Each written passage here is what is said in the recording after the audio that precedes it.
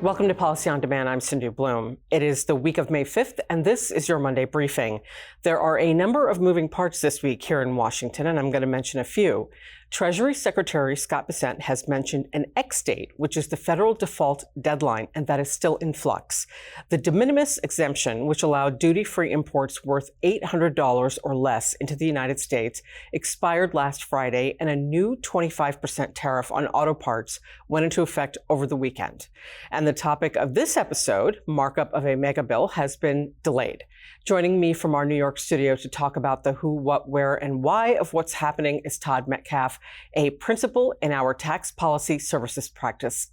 Todd, hello. How are you? I'm doing very well. Thank you for having me. Great to have you. So markup was expected to begin. Why the delay, and what should companies be watching as it pertains to the tax bill?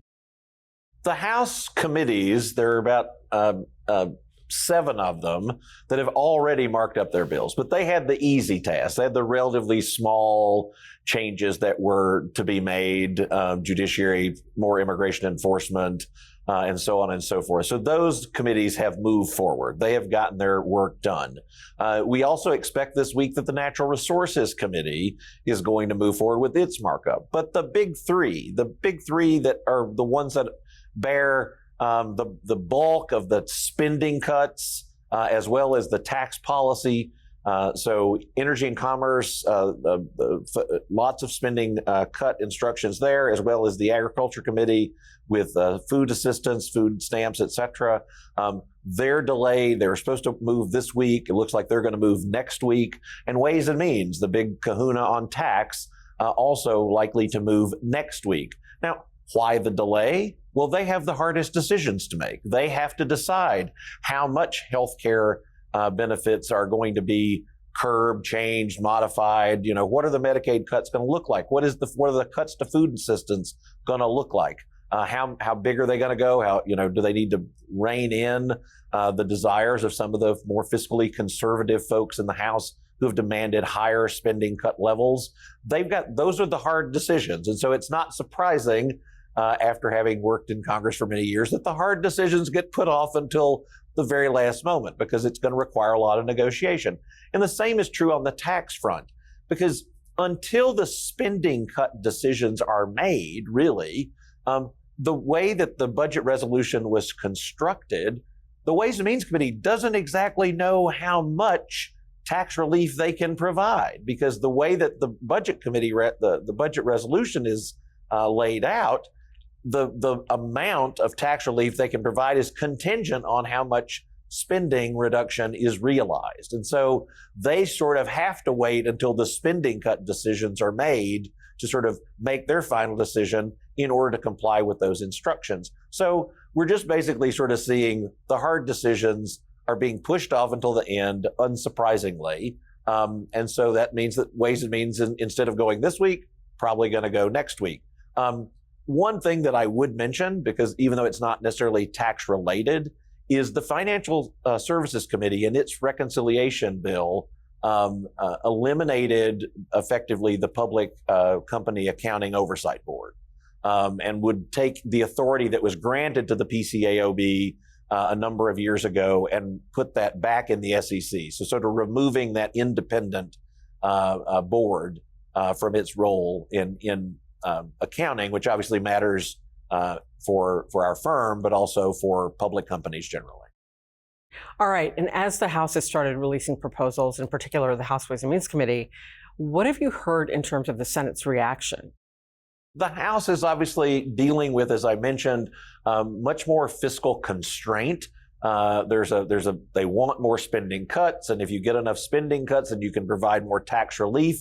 The House budget resolution is much more focused on debt and deficit than the Senate is. The Senate seems a little less sensitive, or maybe even a lot less sensitive, to the debt and deficit effects of this legislation. And so when you've seen the House proposing to limit the deductibility of state and local taxes paid by businesses, or limiting the deductibility of executive compensation, or going very deep into maybe the clean energy incentives that were enacted as part of the Inflation Reduction Act, and on and on. These sort of revenue offsets, raising taxes effectively to offset the cost of either extending further tax relief or just reducing the deficit.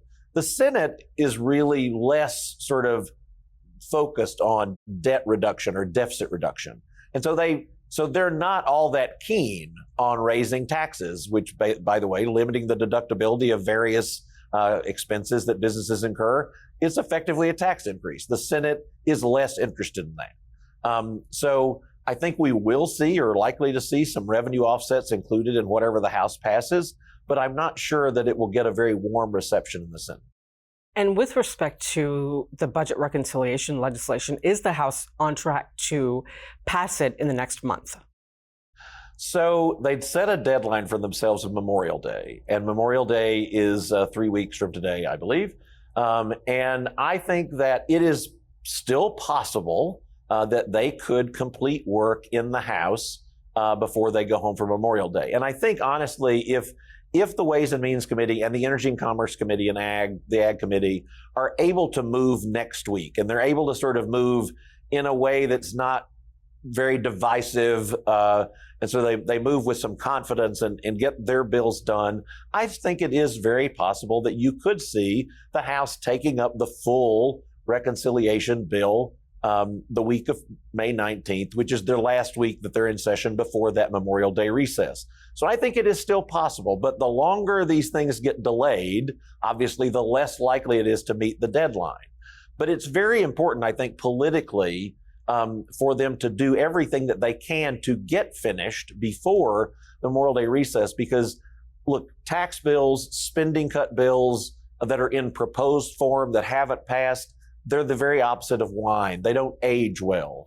And so the members of the House of Representatives are probably not very keen on going back to their districts to have town halls, to meet with their constituents, et cetera, with this unfinished business sort of hanging over them. They would much rather have a finished bill that they could talk about how they're successfully moving forward on President Trump's agenda versus they're still debating and fighting over what that might look like. So I think that they're going to try everything they can to get it done by Memorial Day, but it's going to be a tough slog.